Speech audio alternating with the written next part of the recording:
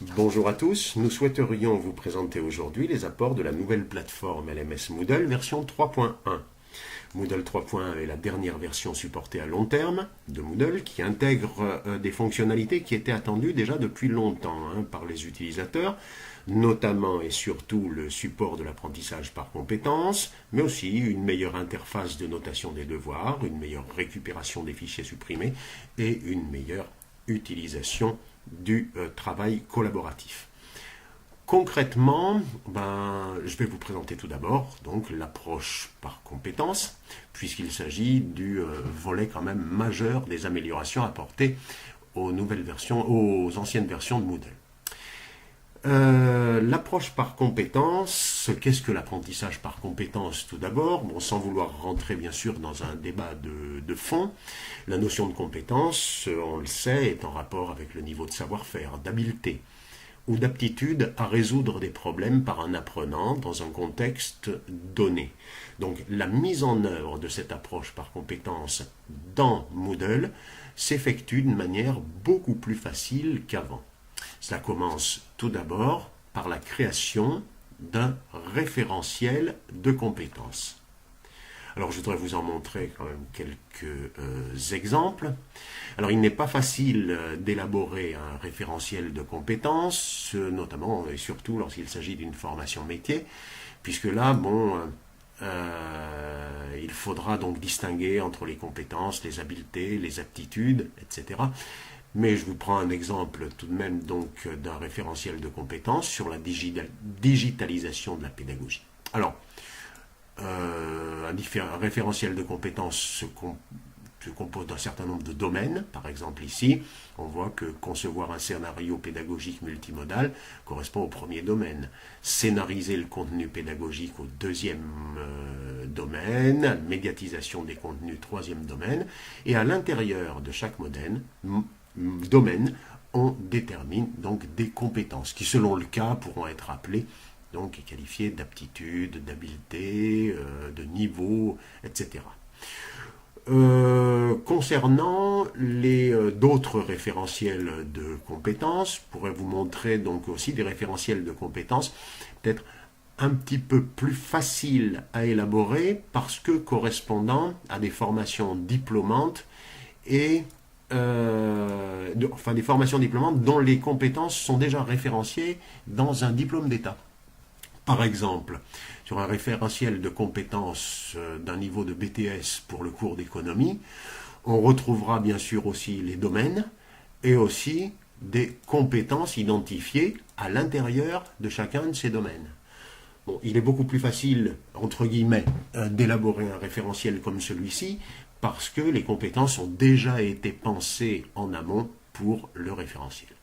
Alors, une fois donc les compétences déterminées en amont dans le référentiel, on note tout de même que les enseignants pourront élaborer, vous voyez, des plans de formation.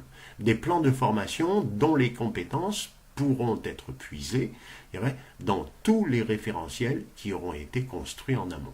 Donc ces plans de formation permettent bien sûr une individualisation assez poussée de la formation. Concernant à présent, l'application du référentiel dans un cours. Prendre un exemple donc dans un cours classique, un référentiel ici va pouvoir s'appliquer à l'intégralité des activités présentées dans les grains pédagogiques du cours. Alors matériellement, comment ça se présente? Ça se présente de la manière suivante. On constate d'abord qu'un onglet compétences existe désormais dans le menu et chaque étudiant pourra prendre connaissance, de l'état d'acquisition de sa ou ses compétences. Par exemple ici, on voit que la compétence 1.1 sur la compréhension des lois du marché est en cours d'acquisition. Il en est de même pour la compétence 1.2. Idem pour la compétence 2.1. L'étudiant, donc, il lui suffira de faire ses activités, de faire les activités qui ont été déterminées, comme octroyant une compétence dans le référentiel, Et ces activités lui conférant, le fait de réaliser ces activités, eh bien, conférera à l'étudiant un statut différent sur le plan de l'acquisition des compétences. Bon, ça sera soit en cours d'acquisition, soit, je dirais, compétences acquises, soit, bon, donc encore mieux qu'acquises, je dirais, excellentes. Concrètement, pour l'enseignant, l'état d'avancée dans l'acquisition des compétences s'observera, je dirais, dans le rapport des compétences. Je vous prends un exemple. Voilà, un exemple d'utilisateur. Voilà, je vous prends l'exemple de l'utilisateur Raphaël Jo. Eh bien, le tableau est très simple. D'un côté, la compétence et d'un autre côté, l'évaluation. Alors, on voit ici que concernant Raphaël Jo, bien, 3 compétences sont en cours d'acquisition. Côté enseignant, eh bien, il faudra maintenant vérifier, je dirais, l'état d'avancée, je dirais, de Raphaël pour chacune de ses compétences. En cours d'acquisition, là, je vois par exemple que la première compétence sur les lois de marché n'est que partiellement acquise donc, par Raphaël. Il faudra encore qu'il fasse le test sur les lois du marché. Donc, je ne peux pas encore évaluer, je dirais, les compétences de Raphaël. Je ne peux que confirmer, bien sûr, qu'elles sont en cours d'acquisition. Par contre, une fois qu'il aura fait le test, je pourrai à ce moment-là, manuellement, lui conférer l'acquisition de la compétence. Voilà donc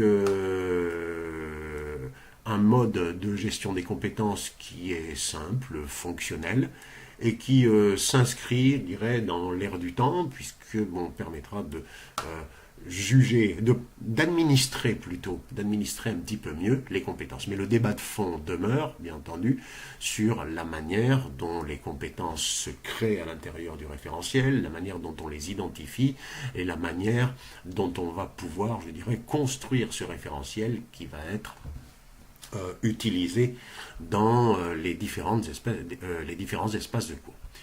Je précise donc tout de même que les référentiels de compétences peuvent se créer au niveau de la catégorie ou au niveau du site tout entier.